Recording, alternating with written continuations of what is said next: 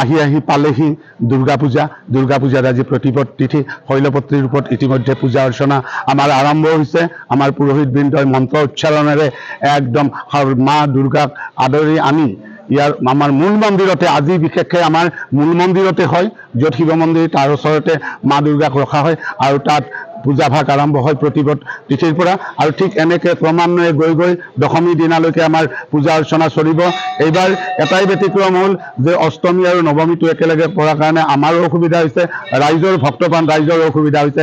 তথাপিও সুন্দৰভাৱে চলাই নিয়াৰ কাৰণে আমি মাৰ ওচৰত সেৱা জনাইছোঁ। বিল্লেশ্বৰ দেৱালয় ঐতিহাসিক শৈৱ শক্তিপীঠ। এই পীঠখনত আগৰে পৰা আচলতে আমাৰ পীঠ বুলি নহয়, আমাৰ দেৱালয়বোৰত প্ৰায় এনেধৰণৰ আধ্যাত্মিক পূজাবোৰ হয়ে।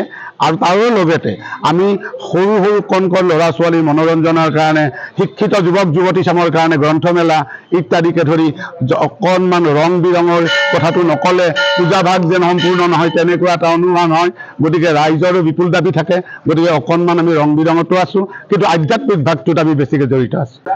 পোনপ্ৰথমে আপোনালোকৰ শাৰদীয় সম্ভাষণ জ্ঞাপন কৰিছোঁ। আৰু এইবাৰ আমি শ্ৰী বিল্লেশ্বৰ দেৱালয় শাৰদীয় দুৰ্গা পূজাখন আমি আজিৰ পৰা আমি জাকজমকতাৰে উদযাপন কৰাৰ কাৰণে আমি আয়োজন কৰিছোঁ। আৰু আজি বিশেষকৈ আজিৰ অনুষ্ঠান বুলি কোৱাৰ লগে লগে আজিৰ পৰা পঞ্চমীলৈকে আমি নাগাৰা নাম পৰিৱেশন কৰিম। অসমৰ আগশাৰীৰ নাগাৰা শিল্পীসকলক আমি নিমন্ত্ৰণ কৰিছোঁ, আজিৰ পৰা তেওঁলোক আহিব।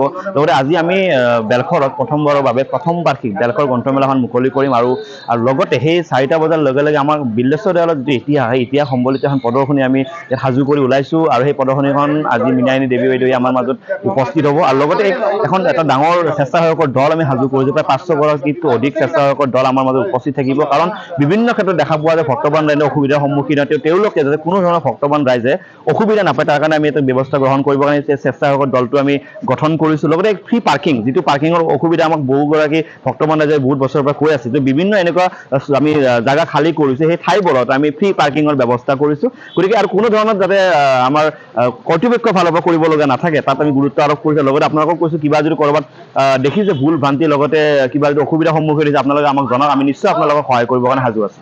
আহি পালেহি দুৰ্গা পূজাৰ আজি প্ৰতিপদ তিথি শৈলপত্ৰী ৰূপত ইতিমধ্যে পূজা অৰ্চনা আমাৰ আৰম্ভ হৈছে।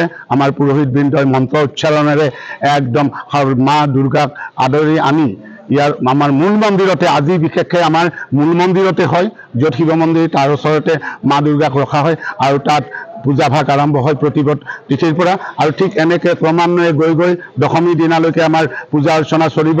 এইবাৰ এটাই ব্যতিক্ৰম হ'ল যে অষ্টমী আৰু নৱমীটো একেলগে পৰাৰ কাৰণে আমাৰো অসুবিধা হৈছে, ৰাইজৰ ভক্তপ্ৰাণ ৰাইজৰ অসুবিধা হৈছে। তথাপিও সুন্দৰভাৱে চলাই নিয়াৰ কাৰণে আমি মাৰ ওচৰত সেৱা জনাইছোঁ।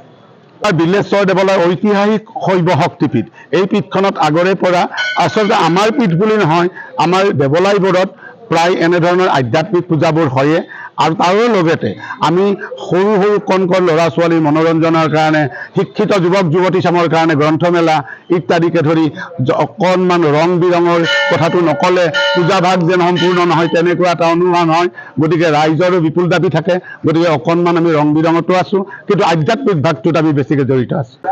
পোনপ্ৰথমে আপোনালোকৰ শাৰদীয় সম্ভাষণ জ্ঞাপন কৰিছোঁ। আৰু এইবাৰ আমি শ্ৰী বিল্লেশ্বৰ দেৱালয় শাৰদীয় দুৰ্গা পূজাখন আমি আজিৰ পৰা আমি জাকজমকতাৰে উদযাপন কৰাৰ কাৰণে আমি আয়োজন কৰিছোঁ। আৰু আজি বিশেষকৈ আজিৰ অনুষ্ঠান বুলি কোৱাৰ লগে লগে আজিৰ পৰা পঞ্চমীলৈকে আমি নাগাৰা নাম পৰিৱেশন কৰিম। অসমৰ আগশাৰীৰ নাগাৰা শিল্পীসকলক আমি নিমন্ত্ৰণ কৰিছোঁ, আজিৰ পৰা তেওঁলোক আহিব।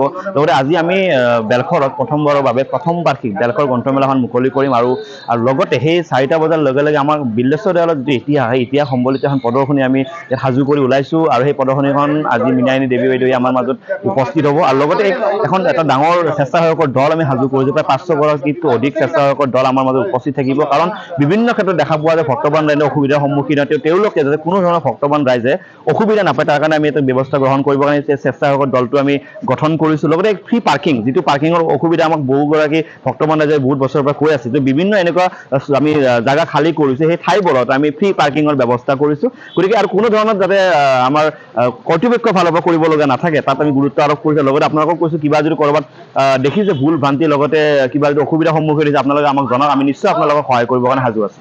যিকোনো খবৰৰ বাবে যোগাযোগ কৰক 7000173330 অথবা 7099017990 নম্বৰত।